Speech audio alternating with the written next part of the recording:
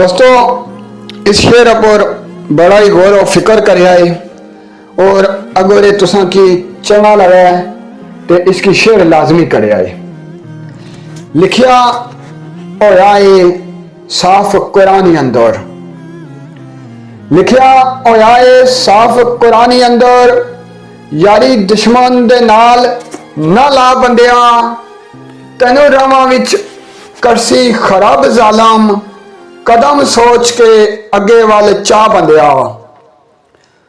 फानी दुनिया दियां रौनकां वेख के ते दिलों रब नूं ना तो बुला बंदिया, सरसे जन्म दे विच नजीब साइयां, अपने आप नूं आपे बचा बंदिया, अपने आप नूं आपे बचा बंदिया।